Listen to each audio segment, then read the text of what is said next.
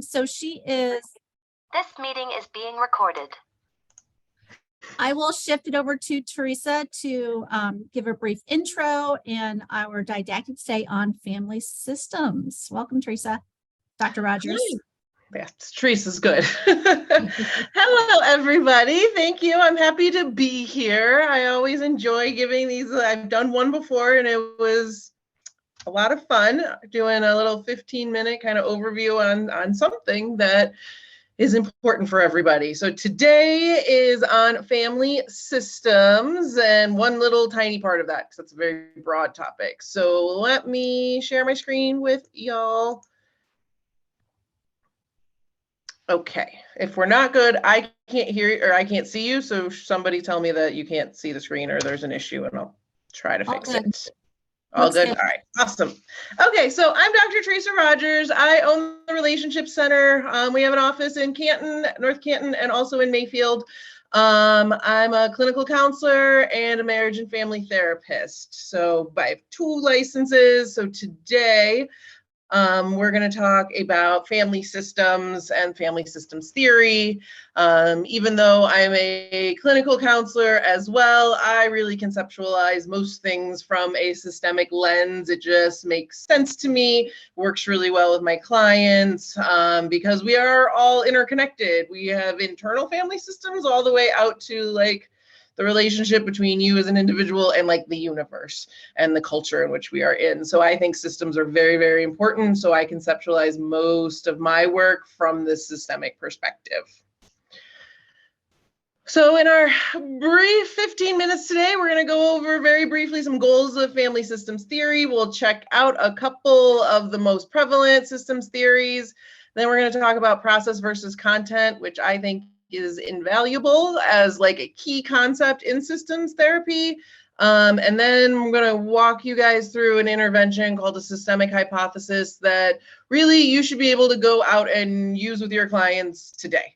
It's pretty simple and very helpful and effective. And so that's what we're going to review today.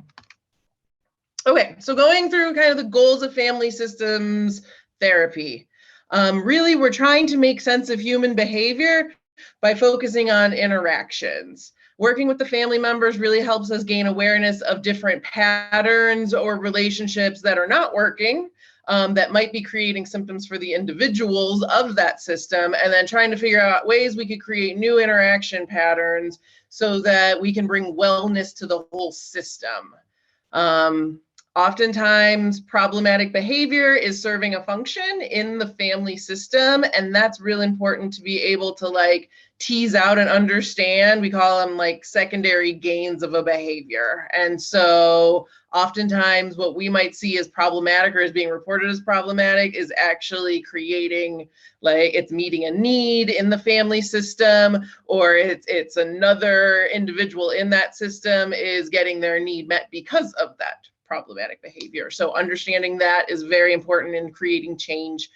We work to understand dysfunctional patterns as they are handed down across generations, which is very, very common. We see a lot of multi-generational patterns being passed through, and being able to identify those and kind of stopping those or redirecting those or shifting them can really create some wonderful change for the next generation.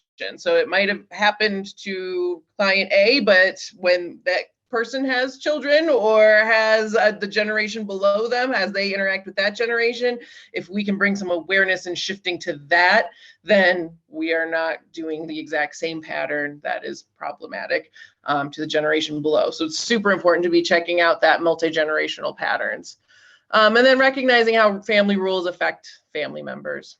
So there's some techniques there. We're not going to talk about any of those today because systemic hypothesis is not on there, though all of these are very important, not where we're going today. So family systems theory, the overall is acknowledging that the family is a complex system of interconnected and independent individuals. And so oftentimes in counseling and in working with your clients, you're working with the like independent, like one person of this system. And that's very important, but also understanding how that individual is very connected to the system is vital to create change, especially when you're working with kiddos. So Pardon understand. me, Teresa, Yeah. sorry to interrupt you. It went to a purple screen. Oh no, you don't see what I'm seeing? Are you Now seeing it's that? green. There it goes. There it goes. Yep. Okay. I'm like, oh no. Okay. So the assumptions of family systems theory is that the family is a complex emotional unit.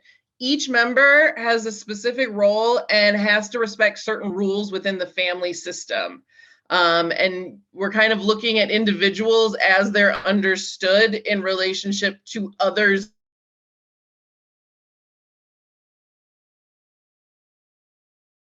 in the system. So the way I'm interacting and how that dynamic plays together. So we're trying to understand how all of these complex individuals are playing together as a unit. So we are interconnected. The family is emotionally interconnected.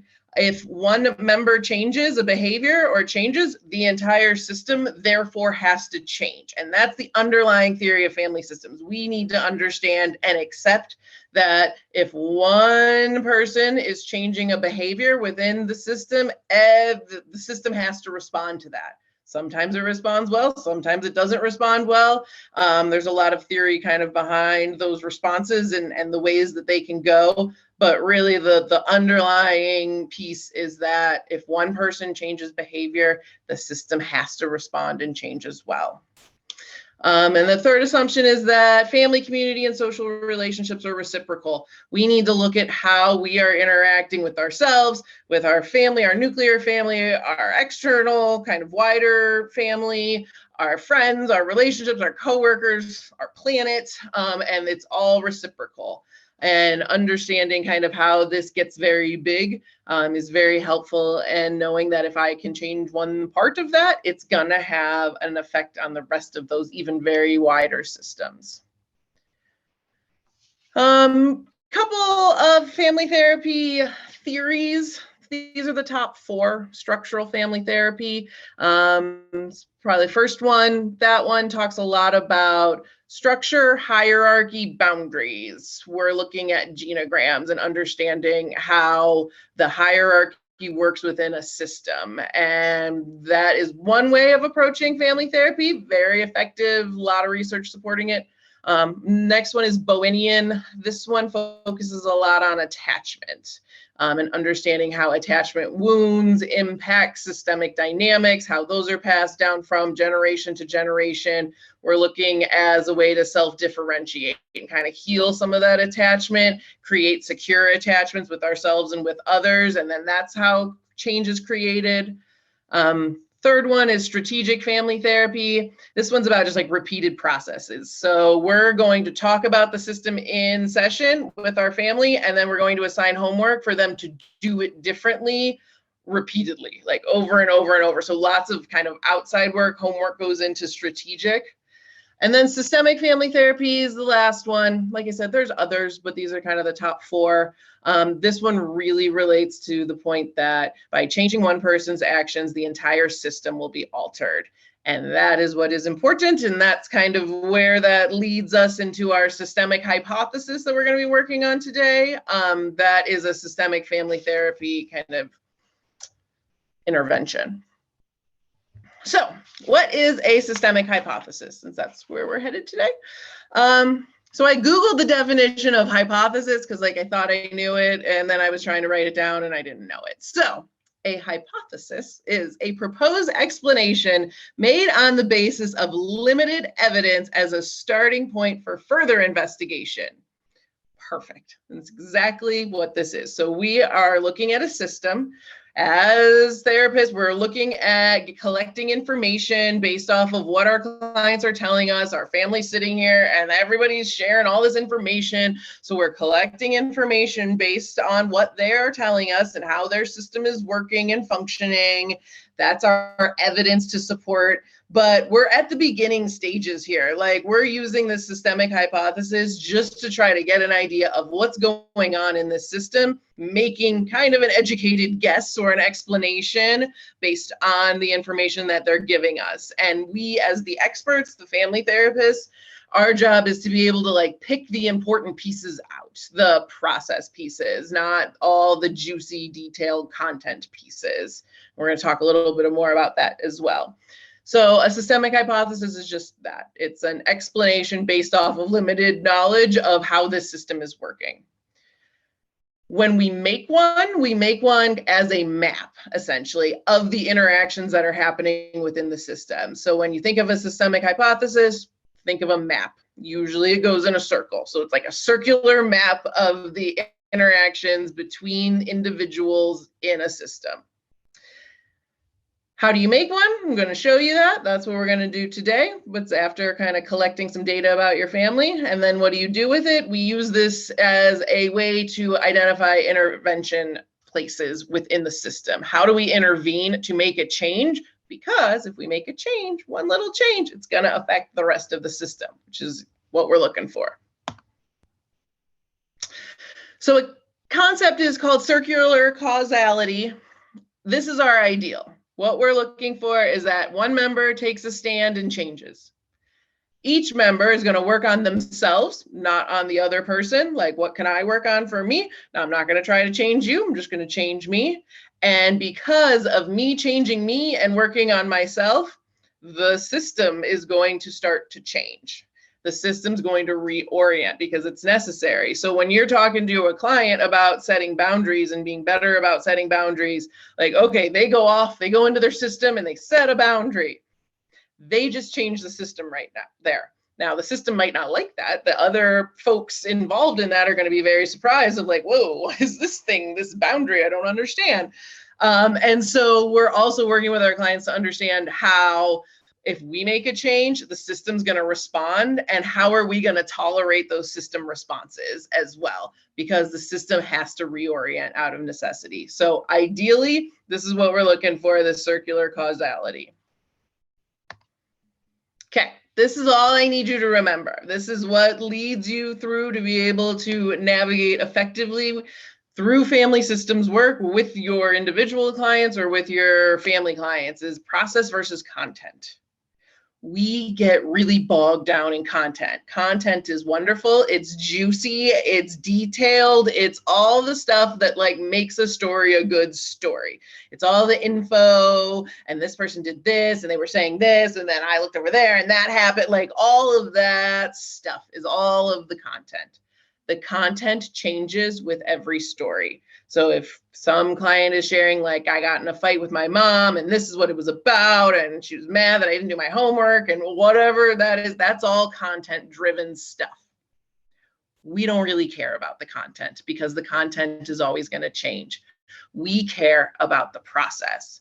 Process, think of patterns. We are listening for the process that is happening, the patterns that are playing out, like, maybe it seems that like mom's always a little frustrated, and so she's already activated, and then I've noticed then you come in and say, I didn't do my homework and I got a 0, and then she fires up. Like, okay, so it's not necessarily about the homework, but we're noticing that there's a pattern here where mom's stressed. You come in and give this information out of what? We try to figure out why you're sharing this information in this moment in time, because that's a process thing. It doesn't really matter what the information is. It's more of the whys or the like emotional pull underneath it to better understand the process. And so then we kind of like move to the next piece. Okay, you shared that. Why? What was going on there? So we're looking for patterns. Sometimes they're like automatic responses that an individual has based off of their past lives, past trauma, past stuff. So the process is usually the same. The content is always going to change. It's very easy to get pulled into content. I get pulled into content regularly because it's like, oh my God, she said what? Truly doesn't matter. We can validate the content, but the content is not where change is going to happen. The process is. So process patterns, kind of connect those two keywords. Content, we don't necessarily need to get lost in it. We want to pull ourselves out of that. So looking at a systemic hypothesis, where we're going to kind of move next, which is where this process and content kind of plays out. It's a nice way to map out process versus getting bogged down in content. And it also helps your clients do the same thing of like, okay, doesn't really matter if we're arguing about a remote control, like what was the process that got us here? And like, how are we going to be moving through that? So we can have short little systemic hypotheses. They can be pretty simple ones. So this is a pretty basic little one. So Molly expresses her emotions. And when that happens, family rejects Molly and calls her over emotional, which probably creates more emotions for Molly. So she expresses her emotions and then the family rejects, which feels bad, creating more emotions. And so like we have this system, we have this loop here. So this is a very basic one. We're not getting caught into the content. We're not writing, Molly feels super sad all the time when her parents are mean to her and push her away and tell her that she's stupid and over. Like we don't get all involved in that. That would be content. Molly expresses emotions, process. Family rejects as overly emotional. That's a process piece. It's not all the details of what mom thinks and dad thinks and sister thinks and all these people think. It's just they're rejecting emotional. So that's kind of an idea of like breaking it down to just the process. Here's another one. This is a pretty common one. Parents ignore the son. Son misbehaves. Parents pay attention. Son behaves better because he's getting attention. Then we keep kind of going around. Parents are ignoring the son the next day or a couple hours later. Son misbehaves, parents pay more attention, son behaves better. So we're getting these process. We're not getting into the content because there's a story behind this process here. Like if your client's coming and telling you this, I promise you there is a very big story about the son misbehaving and all the bad things he did. And then I had to attend to him and do these things, which is giving him attention, positive or negative, doesn't matter. And then, oh, then he behaved better. So you're going to get a big story, but really this is what they're telling you. And this is what is going to be consistent over many, many content stories. All right, so we are going to do a quick case example, and I'm going to break out kind of how to do a systemic hypothesis with you. So family members in the house, mom, grandma, Ellie's 10, Jax is 7. Jax acts out in school and at home. Mom works most evenings and weekends during the week. Grandma becomes the primary caregiver during the week. Ellie, anxious, can't sleep, perfectionistic. Ellie and Jax usually get into physical altercations 2 times a week. Last one, Ellie got a black eye and went to the ER and got reported to CPS by the ER because they have to do that. There's no abuse or neglect in the home by the adults. Everybody is functioning. You're getting pulled in now as case management. Mom and grandma are accepting of this. They're consenting to it. And in this kind of conceptualization, you're working with mom right now to better understand the family system. So we got a lot going on in here, a bunch of different kind of themes playing out. So we're usually just going to pick kind of one theme that we're going to work at. And so we're working on mom. So through this process, we're going to be listening for process, not content, because there's a lot of content that I'm sure that this ER visit story has. Mom's coming to tell you all the stuff that happened at the ER. Again, not all of that is relevant because it's content and we need process. Okay. So we are starting our systemic hypothesis. And as we're working with mom to understand, like, okay, what usually happens? How does this normally play out? Like, well, okay, mom comes home around 7 p.m. on weekdays. She's stressed out. Grandma's been in charge all day. Okay, process point, first one. That's usually how the evening starts.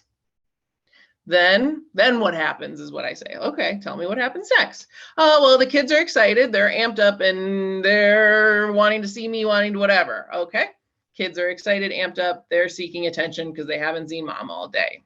Put that there next. Okay, what happens next?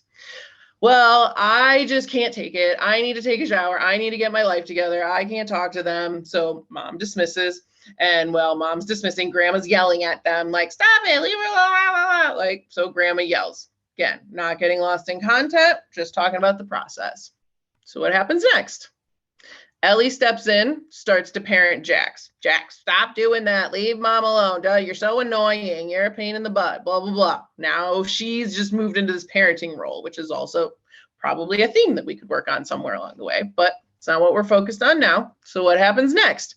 Now Jax is mad and activated and starts hitting Ellie, like, get away from me, because she's trying to parent him. Okay, what happens next? Now mom, grandma, and Ellie are all yelling at Jax because now he's being physically aggressive and we need to control him. So now these three are going to control Jax and they're yelling at him. What happens next? Okay, Jax is bad. He's punished for being aggressive and mean and violent. And so he's just got labeled as bad because his behavior was not a great choice. But he then goes and gets punished for that physical interaction piece. We're not remembering when we're interacting with Jax, like all this other stuff kind of happened in the system before we got there. Okay, what happens next? Mom, oh, well, I go and I console Ellie and I talk to her and I try to calm her down, but then Ellie can't ever sleep after that. Like, so then she's up all night. So, okay, we're getting that little process piece. This is also kind of connecting in where there's some perfectionism and anxiety with Ellie. Okay, what happens next? Now mom leaves Ellie. Then I go and I'm mad at grandma because grandma was telling me that this is how it should have been handled and I didn't handle it well. And so now mom and grandma are in it and we're like seeing a little bit of a power dynamic going on here because grandma had been in charge. Mom just came home and then took charge. So like, how does power play out in this relationship? Again, a theme we can look at in the future, but not our main point right here. So, okay, what happens next? Everybody splits up. By this point, 10 o'clock, we're tired, we're done, everybody goes to bed. There's no resolution, there's no connection, there's no anything. Like everybody goes to bed in their separate corners, self-soothes however they self-soothe, and it's done. So looking at this as a whole, so then it goes right back into the next day, right? No resolution. We all go to school the next day. We all come home. Mom comes home at 7 p.m., stressed out.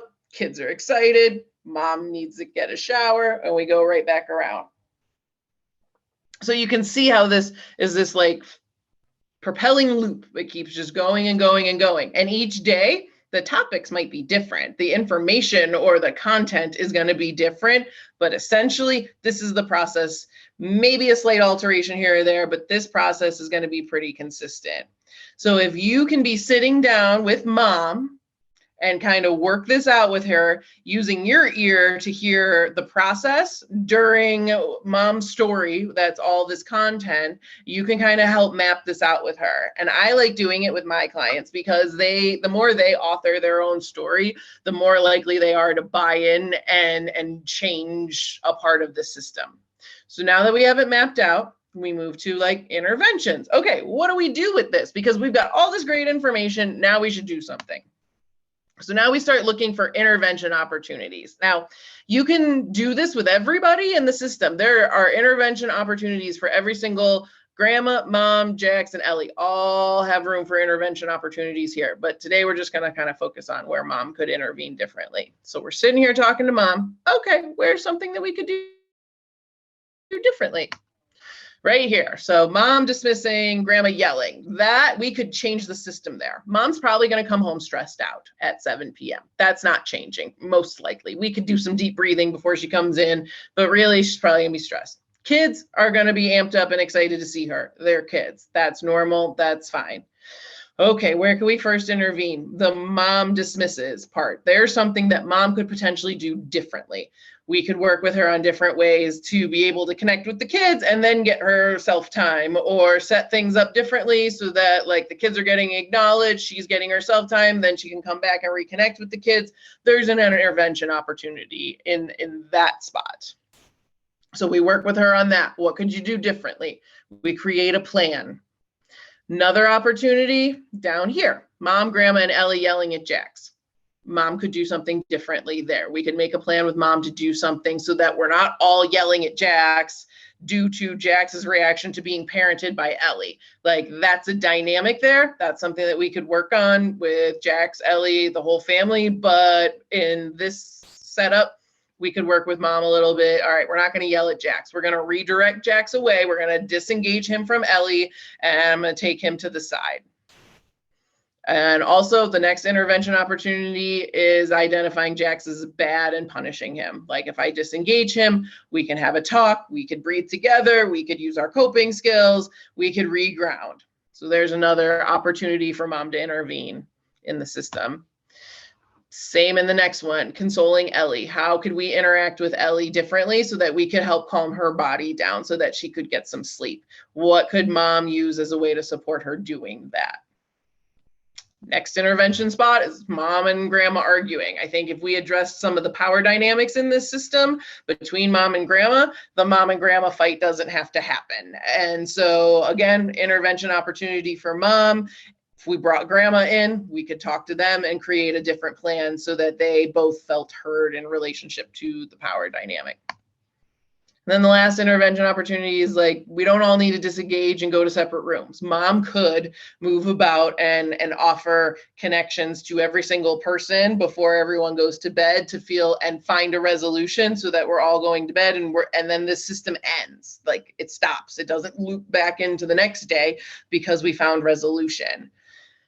So we don't want to and have to intervene in all of these spots. I'm just pointing out where intervention is possible so that if any of these spots this happened and we created a new plan and mom did something different, the system would completely change. So if mom's not dismissive and has a different way of handling that, like up in that top corner over here, that's going to change the system because Ellie's not going to have to parent Jax then. Grandma's not going to have to yell. Jax isn't going to have to get activated. We're not going to have to go through the whole system. We're going to create a different cycle.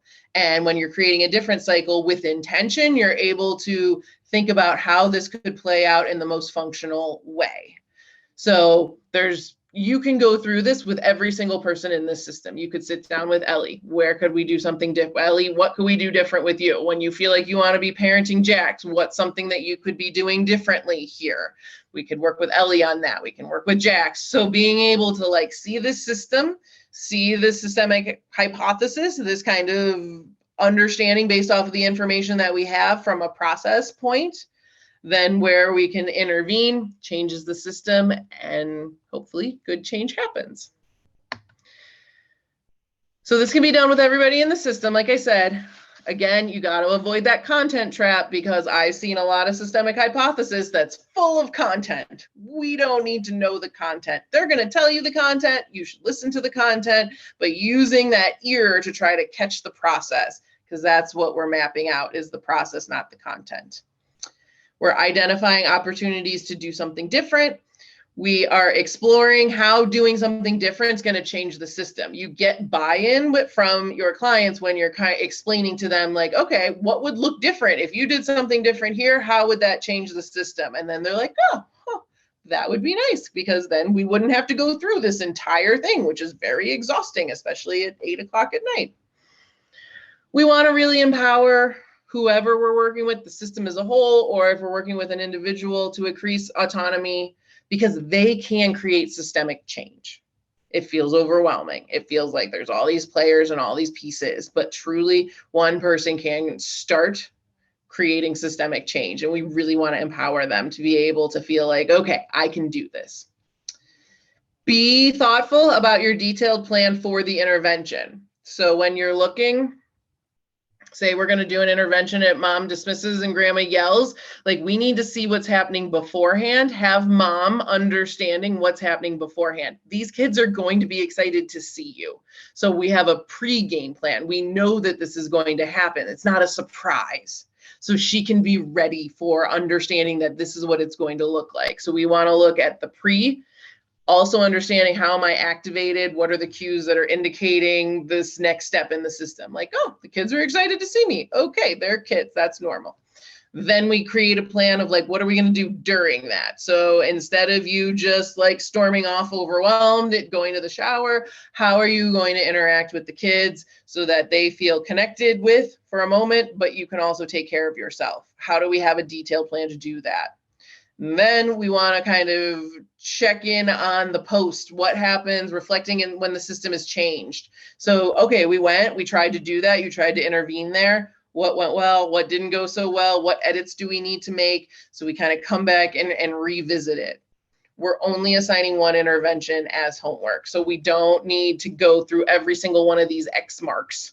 You're going to fix all these things, Mom. No, you're not. We're going to pick one spot and we're going to work on that so that it's achievable and that she can see the systemic change, because that's going to be a positive reinforcement for her to kind of keep working on that. So only one spot.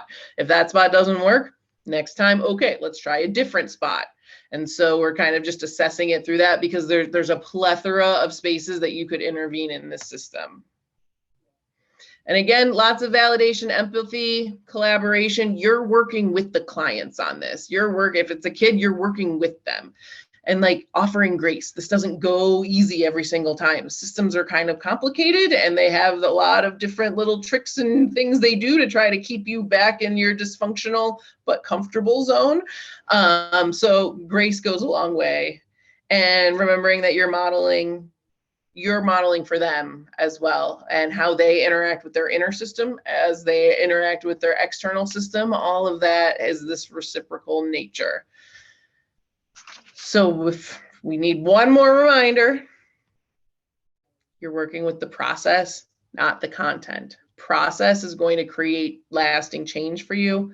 Content is going to change every single day, and it's not going to, like, working with content just gets you lost and bogged down. So we're always wanting to look at that process piece, connecting in and understanding what are the patterns of the system, because that's where change comes. That's where we have a great plan to create interventions that will sustain.